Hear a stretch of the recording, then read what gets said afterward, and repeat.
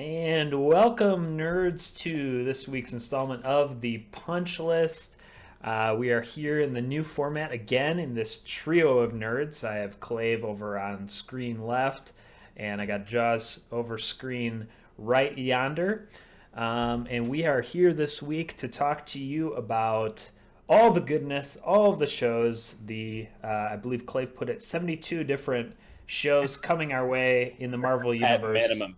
to our screens. Not all via Disney Plus, but a good chunk of them that way. So we have a lot to get through, and we are going to talk your ears off. So we'll start right away with the most recent and the first Disney Plus exclusive installment of the MCU in over a year, and that is WandaVision, released last Friday. WandaVision, WandaVision. That song just gets stuck in your head. It's an earworm. I know all of us have watched it at least once. Yep. But who wants to talk a little bit about WandaVision and try to keep it a little spoiler free for those who haven't watched? But Jaws can't keep it spoiler free because he's already recapped it and reviewed it on the website. So that's true. You snooze, you lose. the goose is loose. Yeah. Man, I guess I watched it and was super impressed. It is Marvel taking a risk. They're doing something really creative, but at the same time, kind of slow telling a story. My not super deep comic book nerd family that watched it were kind of like, what's going on? And I was like, just wait, we're going to get there. Appreciate the baby steps going into it. So, yeah, for the first two episodes, I thought it was really smart that they put two out. Oh, yeah. Yeah, indeed. Because it showed that every episode's not going to be the same. It kind of sets it up so that we're on this journey and we're moving forward. So hang in there with us. So yeah, I think it's really good. If you haven't watched it yet, you definitely should if you're at all interested in the Marvel universe. Yeah, my family watched it as well. My wife, who, hasn't seen every MCU movie, 100 times like I have, she was like looking up spoilers on the internet afterward. She was hooked. So they all liked it. They're like, oh, it's kind of fun that it's like this throwback sitcom, but like there's some mysteries. Yeah, glamour. And we didn't know we didn't know what to expect coming in, and so they recreate these old sitcom TV shows, and it's sort of bizarre because they look exactly like if you were watching them, 30, 40 years ago. These same exact shows. Yeah. And they did the aspect ratio even on the screen. Well, and it really is so it's super. What they did is so incredibly hard. They took a genre, wrote a television show for that genre. I mean, complete with every joke that's in the first one would have worked on the Dick Van Dyke Show, right? Mm-hmm. There's no joke that's like, oh, you couldn't have done that back then. And in the midst of all that, they're slow telling the story. I just thought that was incredibly a challenge and difficult. And in fact, I read today they did have Dick Van Dyke actually consult on the first episode. Oh, okay. Fun. All right. Awesome. I thought that was really kind of cool. In a podcast, I heard Kevin Feige just talking about. He said, if nothing else, this show justified my love for Nick at Night, which I thought was really great. Because as we know now, every episode seems to.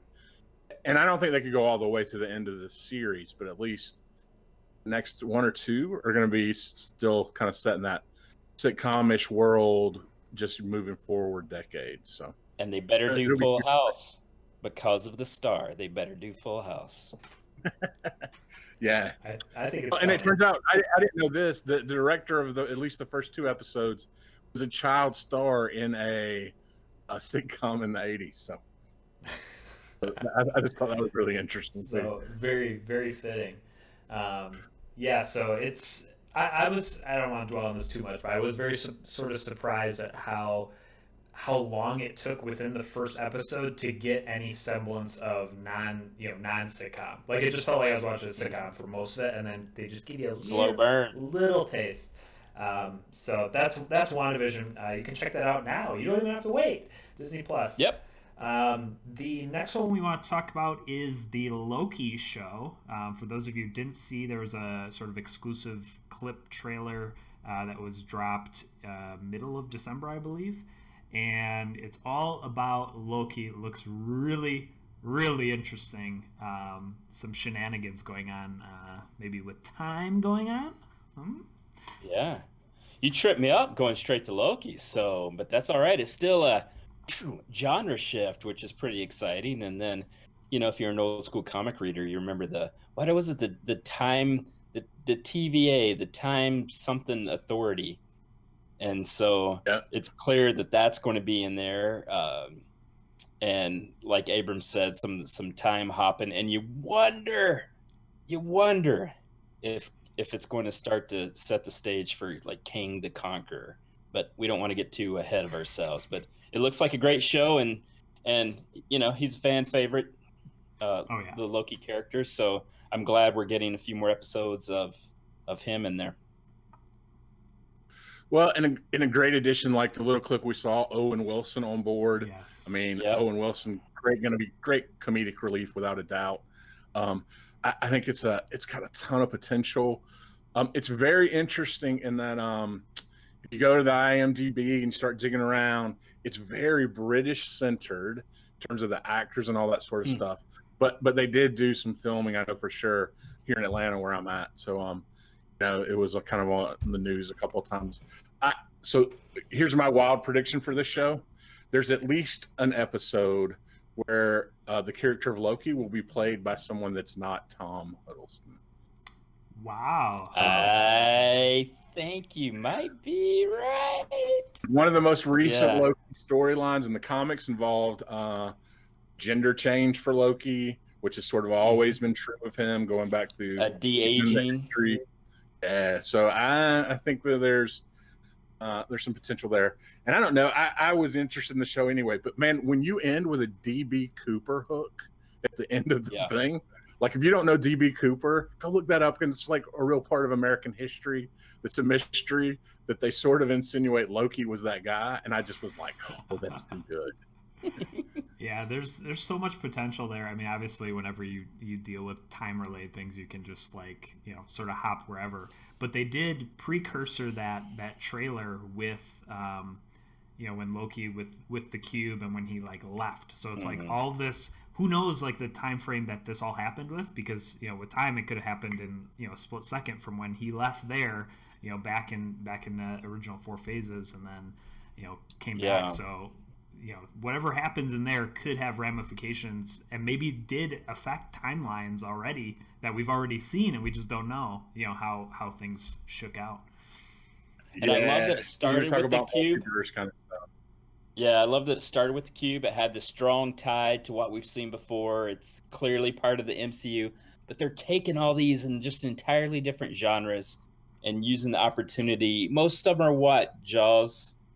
6 to 9 episodes, what we're learning so far, and they're just taking the opportunity to tell these longer stories, a little more decompressed, in entirely different genres and tones. It's fun.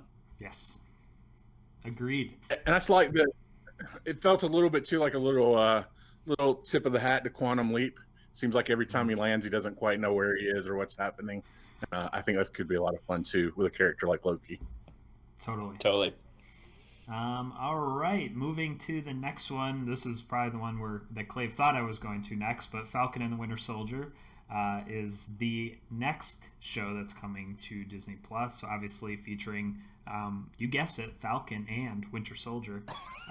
So sort of doing a, I don't know if it's kind of like a buddy cop thing, but sort of their adventures together, which, there's two really great characters in the first 4 phases that we didn't really see a whole lot of. They didn't really get the spotlight a whole lot, apart from Captain America and the Winter Soldier. But apart from that, they were just sort of there for a lot of it. So really curious to see how they sort of riff off of each other. I think it's a great duo for a whole show. Well, and it's interesting too, right? At the end of Endgame, we get old Cap, giving the shield to Falcon, sort of passing that mantle, which has been a recent comic line for sure of Sam Wilson kind of taking on that mantle of being Cap for a while. So that's extremely interesting to me. And we do know they sort of talked about one of the characters that's going to be prominent in the series is based on John Walker, who was known as the Super Patriot, by 1980s era comic that basically, like, the idea is almost like, so everything that's good about Cap and his patriotism, flip it. Super Patriot was this intense, severe patriot, but also a little bit of a villain. And I think we're probably in for a ride where Bucky and Sam are defending the honor of what Steve had built.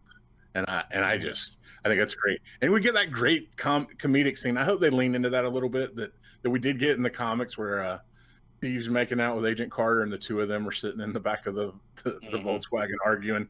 I think that just proves there's some real potential there. Yeah, and this is the one that starts directly after WandaVision. So it's Friday. Boom. Next Friday, we have Falcon and Winter Soldier. So us nerds our life is good. It's a total tonal shift. It's got, I'm hoping, as you nerds know, I love Captain America Winter Soldier. It's got the best, like, pound the ground action sequences. And so you have this high concept to just hardcore action, which I'm excited for. It's got a little bit of a rip from the headlines feel to it, as Jaws mentioned with the Super Patriot. That's going to be interesting to see Marvel kind of go into that. And it also has a lot of speculation. We may have speculated about this show more on nerdsonnerd.com than some of the others. There's the thought that maybe the Grapplers, which is this obscure female wrestling team that was in the comics, that one of their members was Screamin' Mimi, who went on to be Songbird, founding member of the Thunderbolts. See, this is where I get my thumbtacks in the board and I start connecting the dots. So you have the Grapplers, Screamin' Mimi, Thunderbolts. Baron Zemo is confirmed to appear. So it's like, okay, you got Baron Zemo, you got Ghost already, you got Screamin' Mimi coming. It's like, are we getting the Thunderbolts, people? I don't know, but let's hope so. So there's some speculation about the characters that will be produced in this and what they might have in future episodes, but who cares? Like, it'll just be pound the ground action, which is fun. Well, and Sharon Carter comes back, which is awesome, and is everything we hear. Like, she's going to be in. I mean, we haven't seen her since the end of Winter Soldier. By all accounts, she's going to be a major part of the show. So I think it's got some awesome potential for some action and some adventure. Totally. Yeah. Yep. Total tonal shift from WandaVision, but like you said, we just roll right into it and don't even miss a beat, which is awesome. All right, next one we have, I don't know chronological order at this point anymore, but we'll talk about Ms. Marvel. So one of the newer characters introduced into the Marvel universe as a whole, pretty recent, I think, in the 2014-15 range somewhere. Yeah, 6-7 years maybe. So she is a Kamala Khan, huge Captain Marvel fan. That's where she gets her moniker from, Ms. Marvel.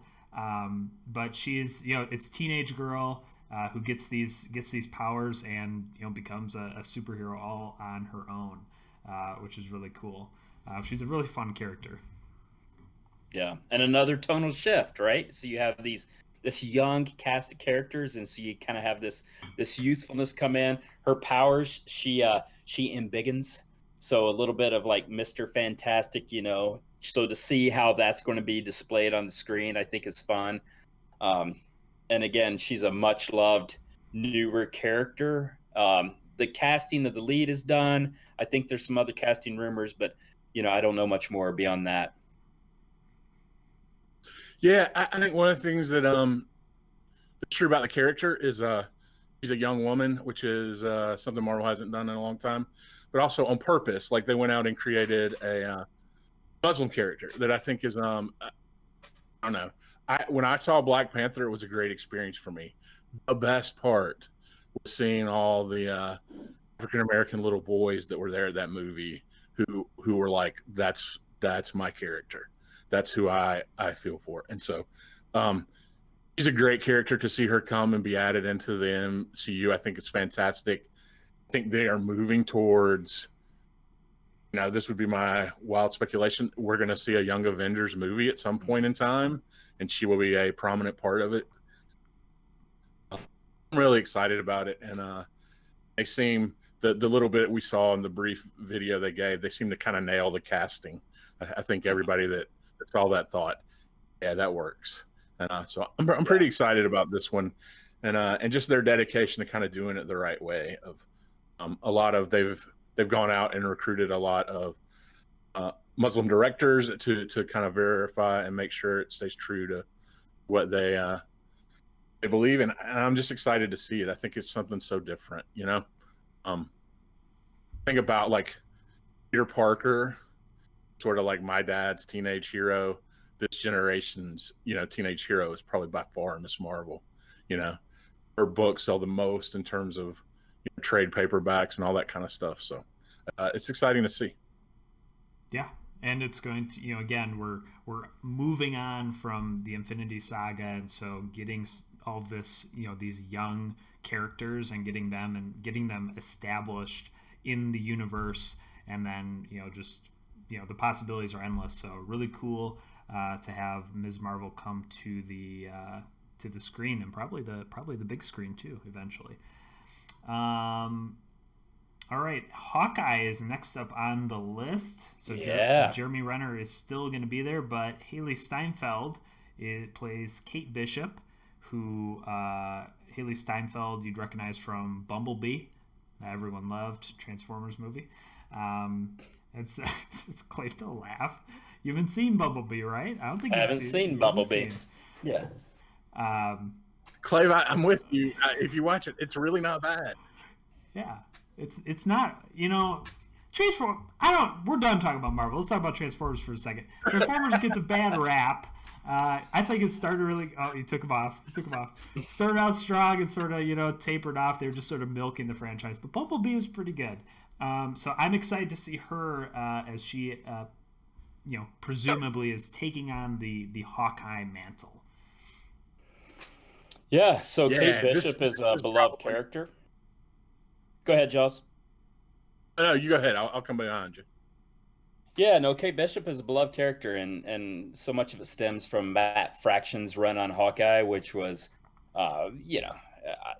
certainly one of the top little comic runs of the last decade.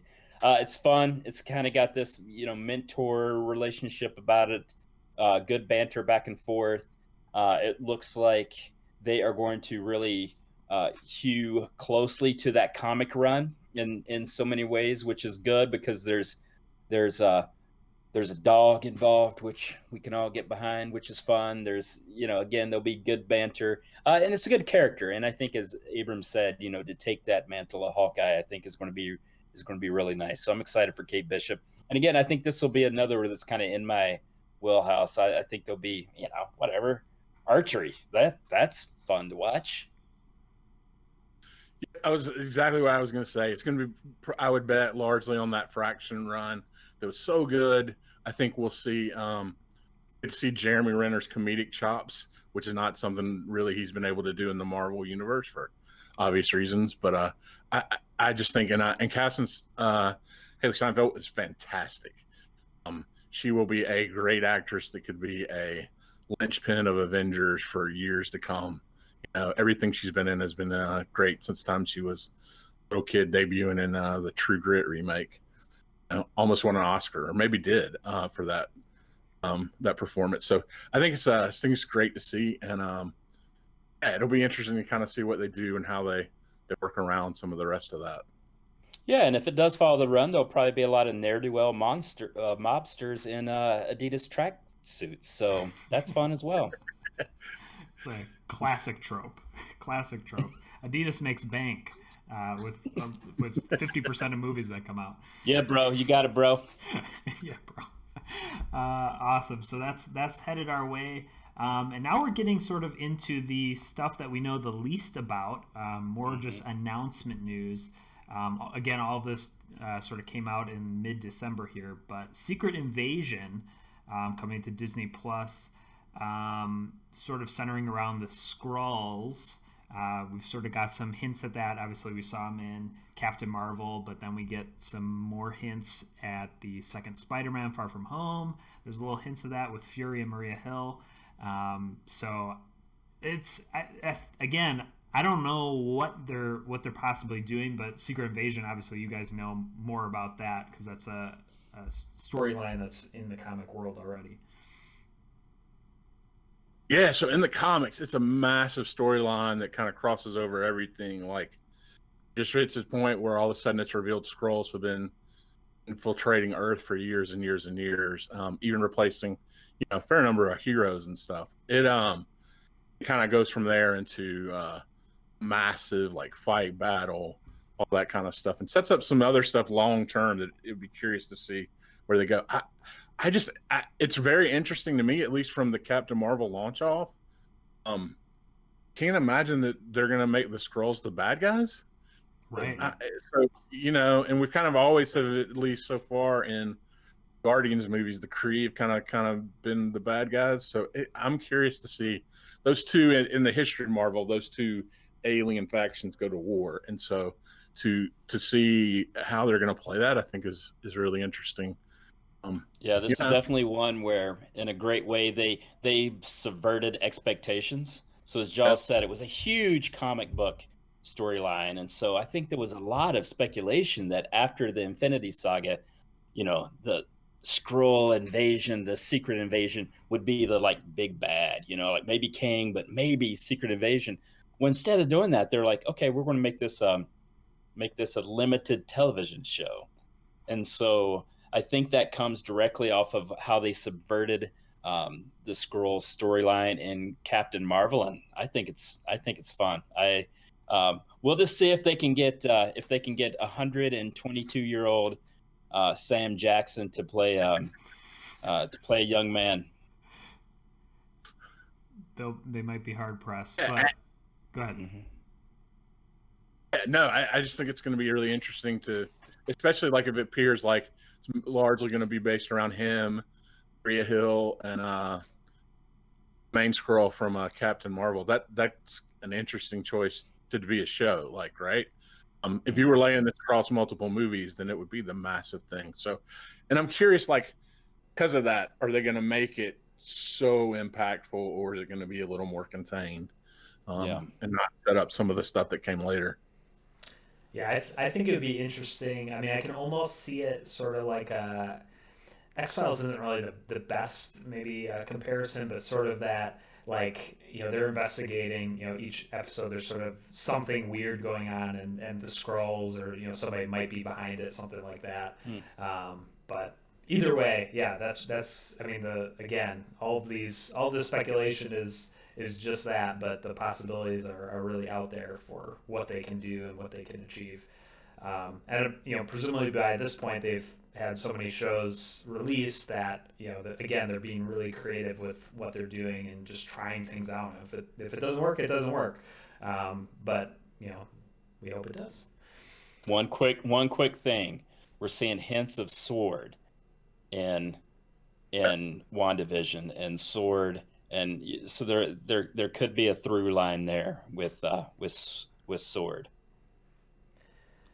Yeah, absolutely. You could definitely see them sort of setting that up. Sword, for those of you that know, is sort of like if S.H.I.E.L.D. protected the Earth from internal issues, Sword protects the Earth from external issues. So aliens, that kind of thing, would fall into their realm. Space Force, exactly. Exactly. Awesome. Next one we have on the announcement list was Ironheart. So following Riri Williams, who, everybody loves Iron Man. Everybody wants their own Iron Man suit. You see people today 3D printing their own Iron Man suits, and she goes to MIT and makes her own real Iron Man sort of adjacent suit, and becomes Ironheart, a superhero. So, what do you guys know about Ironheart and how this might tie into the other stuff? Very little, very little. I know who she is. I've followed that enough, but I've never read any of her comics. I read the first launch, kind of her beginning, and it's a great idea. It kind of sort of capitalizes on several thoughts, right? Of um, if Stark could do it back then with the technology he had, why wouldn't somebody be trying to do similar? With the assumed technologically you were moving forward at a rapid rate. So, and it was an interesting, she sort of gets the endorsement of him by the end of her opening arc, to be a hero. So again, adding another young character, I think, which is great, and adding another character of color that I think just provides another role model, another example for kids. I think it's got a lot of potential, and I think it'd be really fun to kind of see what happens in that show. It's again, we're so wildly speculating. It'd be really interesting to see. You got to go to Wakanda and you use some of their technology and play around with some of that stuff, and that would be a way to kind of keep some of the Black Panther things alive as they're trying to figure out how do you do that movie, sadly, without Chadwick Boseman. So. Yeah, there's definitely a potential tie-in there. I was mostly thinking it's going to be tied to the next one we talk about, but that's a really interesting point. I can see them doing that. Yeah, so and this would be my. You ready? I like to throw out wild speculations. If I was Disney, Marvel, I would throw a fair amount of money at Robert Downey Jr. and say, "How about you be the voice of her armor?"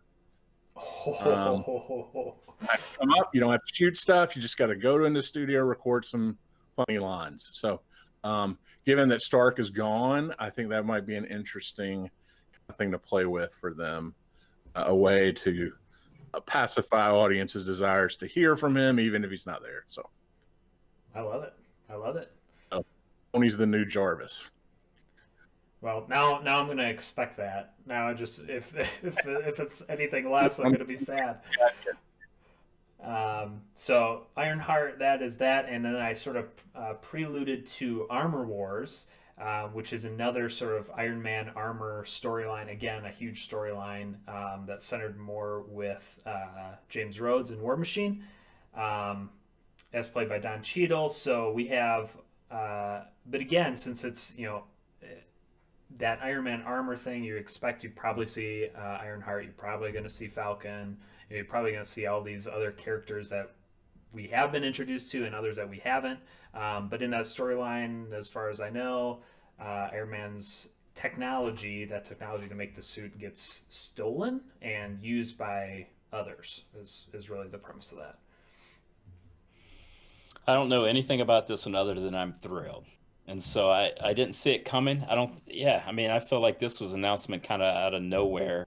But yeah, to see more Don Cheadle as War Machine is great. And I read Armor Wars when I was a kid. And so I'm thrilled. I'm excited about this one.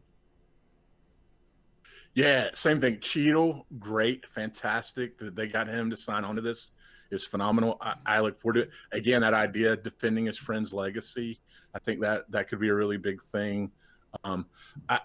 I am excited to kind of see.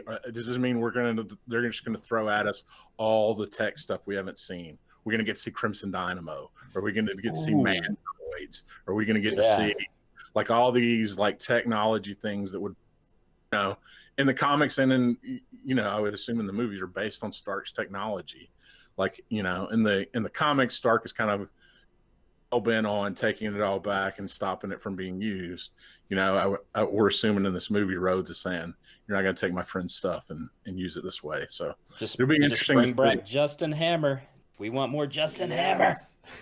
Yeah, absolutely. Yeah, so it's really cool. I mean, you think about Age of Ultron, and obviously those were robots in Iron Man type suits or whatever.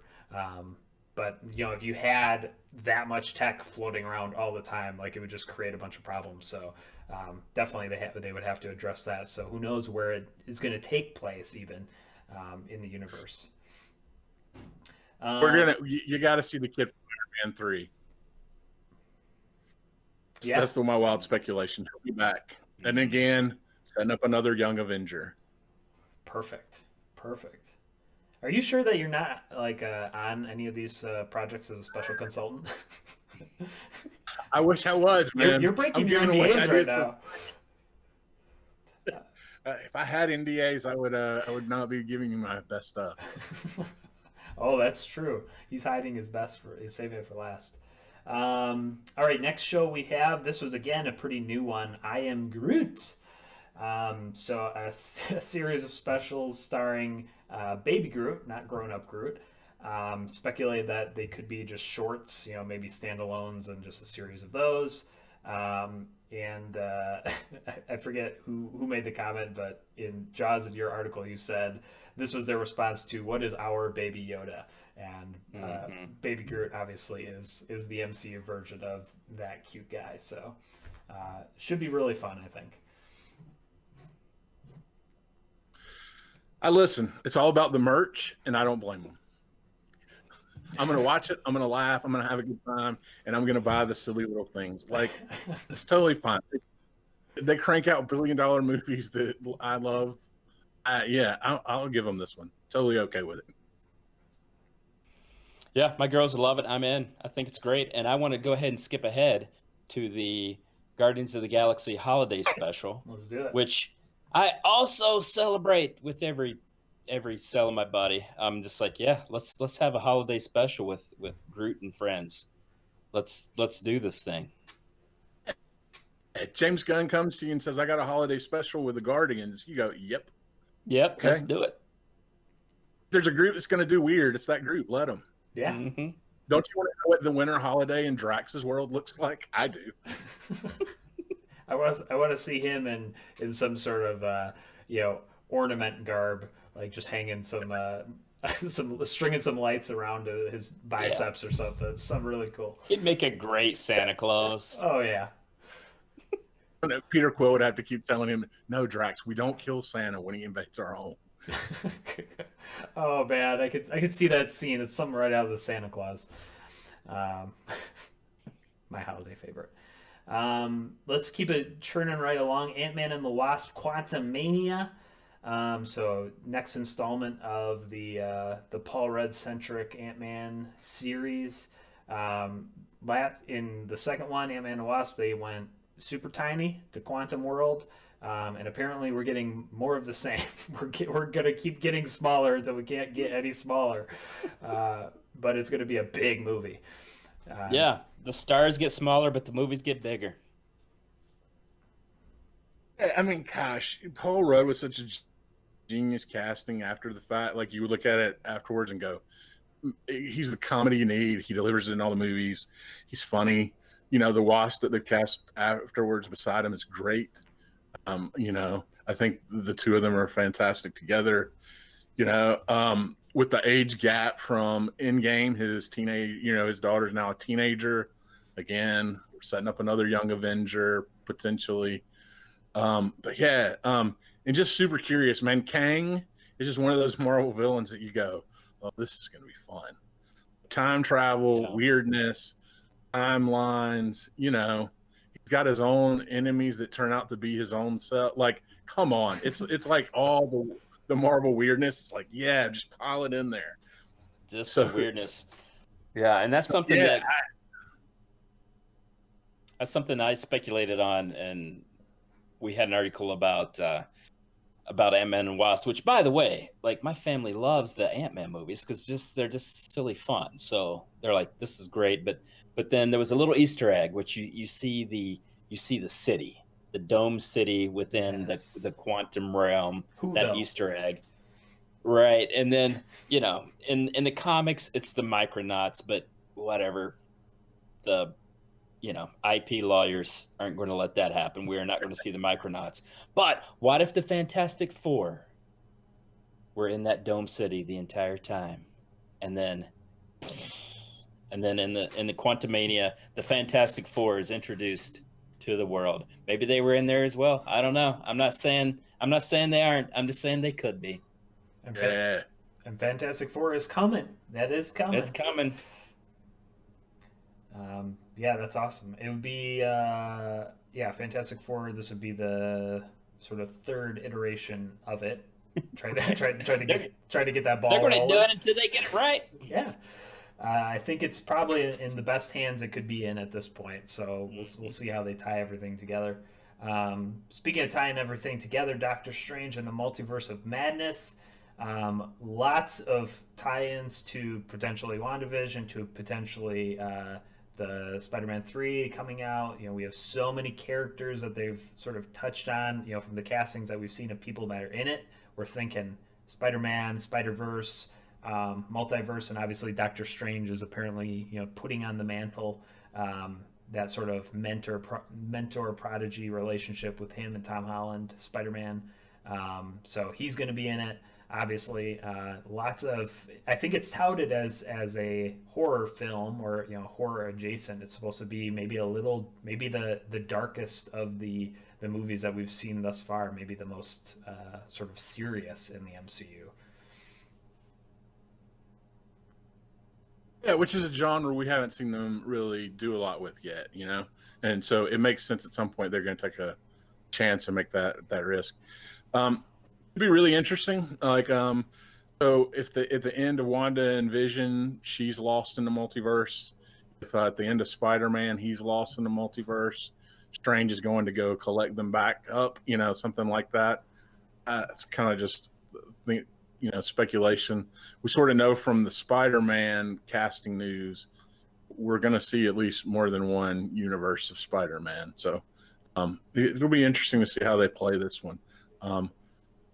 Yeah, and listen, it feels a little bit like they just threw a dart and said, okay, we're going to take Doctor Strange and Scarlet Witch and Spider-Man. All right, y'all go make a movie.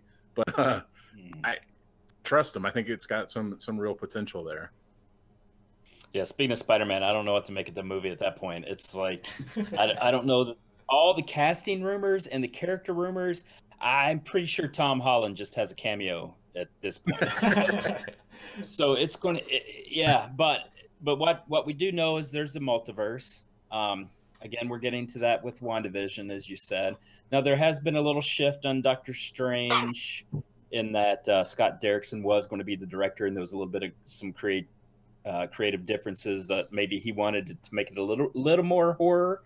And Nightmare was said to be the villain there, but now Sam Raimi, who is also a horror director, so it's not like it's going to lose that foundation, but that is a little bit of a departure. So we don't know what we'll see. I'm just hoping that out there somewhere is a multiverse, one of them that contains the X-Men that gets merged with this one. I don't know. All I can think about is, when are we going to get the X-Men and Fantastic Four? And whatever convoluted plot that they have, I'm with them 100%. I'll take it. Get them on the screen. Once you get them on the screen, it doesn't matter. It's comic book movies. It doesn't need to make sense. It just needs to make me happy. Although and again, this one has a weird casting thing that has been announced. America Chavez is the character that's supposed to be introduced via this movie. Again, another young Avenger, another young actress kind of playing a different kind of role. So, yeah, this one's one that's definitely going to be like, let's wait and see what happens here. Totally. It might be the one I'm most excited for, because I don't know. I love that. I love the idea of the multiverse and all these different things going on, but also at the same time, but different times. So I'm here for it. We have two more to talk about. We have Moon Knight, which is one of Marvel's sort of most iconic characters. Although you talk to people on the street, they may not know who Moon Knight is, but people who read comics know Moon Knight.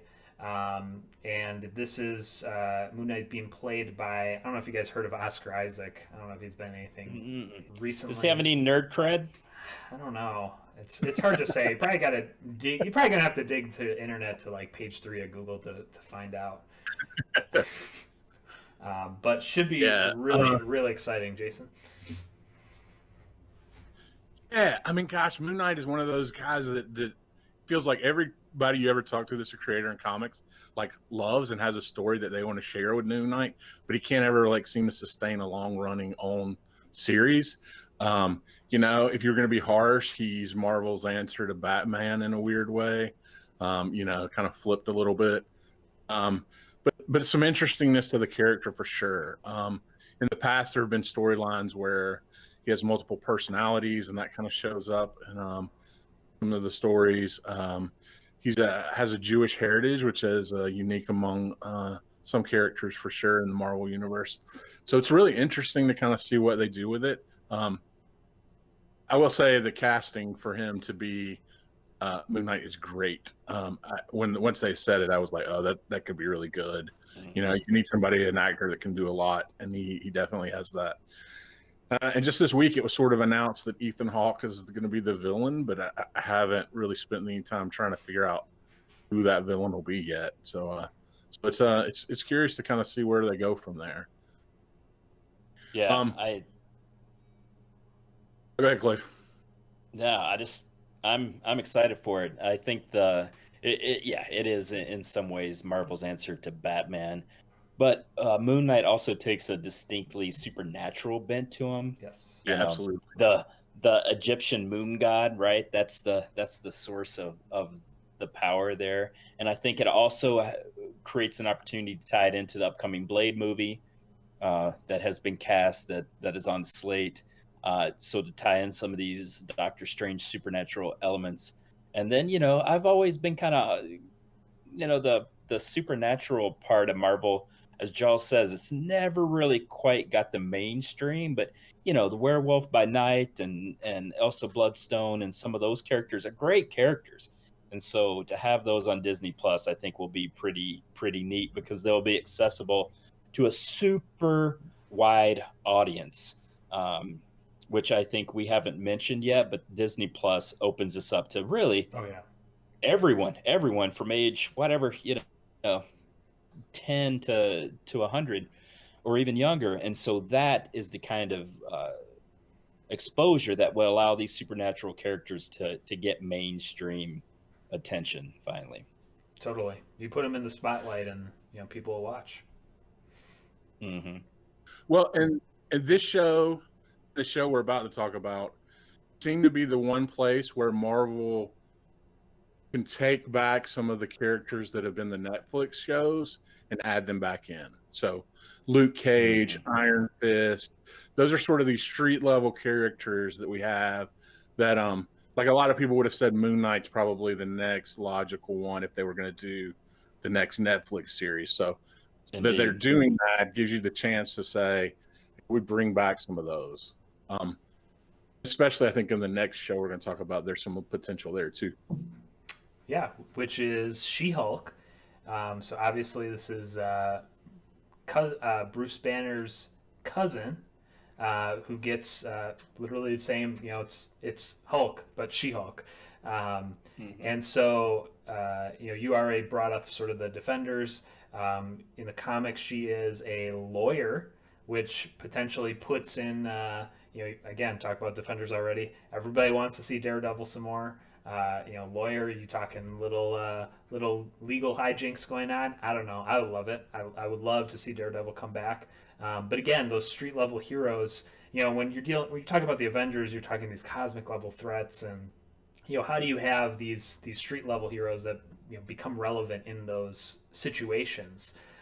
You just look at Hawkeye sort of as an example. Like Hawkeye, he's a great archer. Like that's sort of his thing. But you compare him to Thor and to Iron Man to Captain America. It's like he seems weaker. But so to get those sort of Defender levels, street level, city level characters, and making sure that they're also represented in the universe is really important because it helps kind of ground things to say all this other stuff's going on, but stuff's happening in our backyard too, as far as needing superhero help.